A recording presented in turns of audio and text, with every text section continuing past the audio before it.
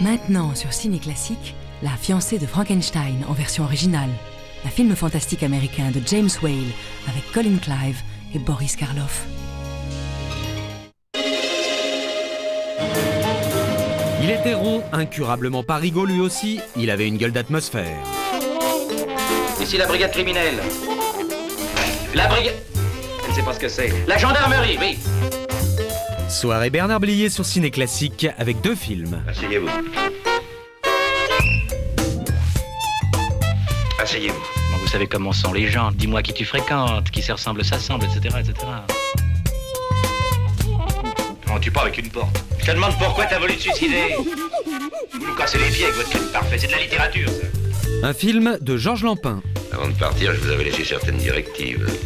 Vous ne m'aviez pas laissé la direction, monsieur. Un film de Denis de la Patelière. Soirée Bernard Blier sur Ciné Classique, lundi 30 avril, 20h30, suivez cet homme, 22h10, les grandes familles.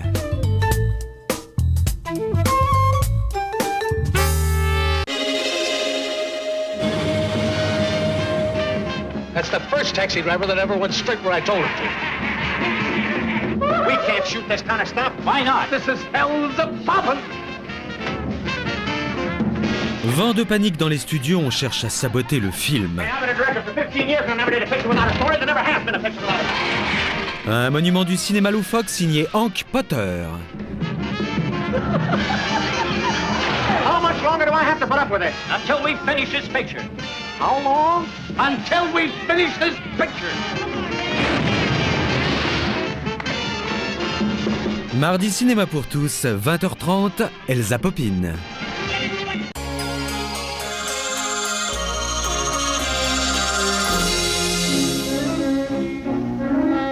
Il fut un des inventeurs du cinéma parlant en France, il a d'ailleurs influencé Charlie Chaplin et il reste un maître de la comédie. En avril et en mai, cycle René Clair sur Ciné Classique avec 4 films.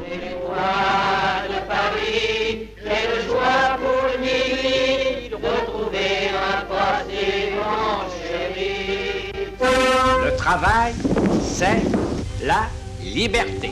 Partout, si l'on en croit l'histoire, partout, on peut rire et chanter.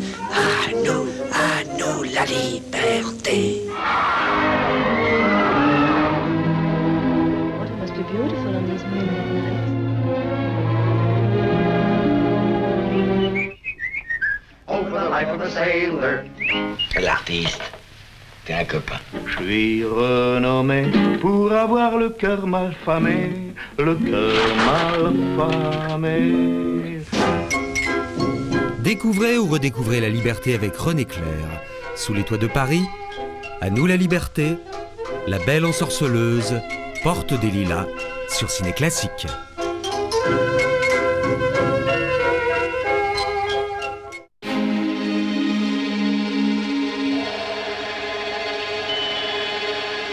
On l'a un peu oublié, mais Frankenstein commença par un pari.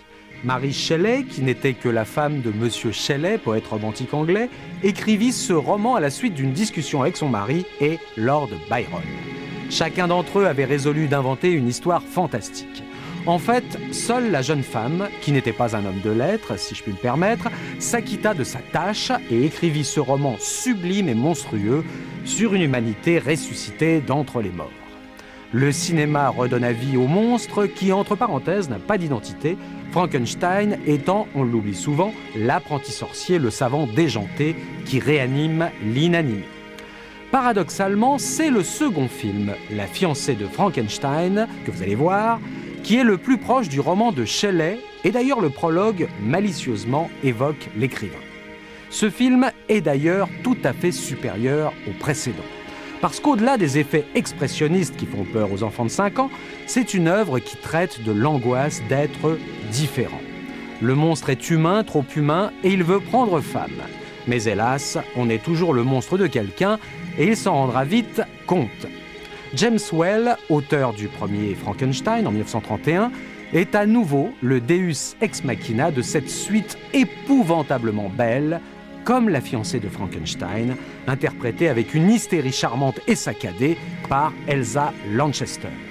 C'est la poupée Barbie recousue après une petite séance d'électrochoc. Rappelons que cette actrice anglaise jouait Anne de Clèves dans Henri VIII et qu'à la ville, elle avait épousé qui ? Charles Laughton. Côté image, c'est le triomphe du gothique et le retour de l'esthétique allemande, celle des Caligari et autres métropolis. Ce film de 1935 est tout simplement, basiquement, fondamentalement un chef-d'œuvre, à l'image du grand Boris Karloff qui, de ses lèvres moribondes, délivre une idéale vision du monde. Je hais les vivants, j'aime les morts.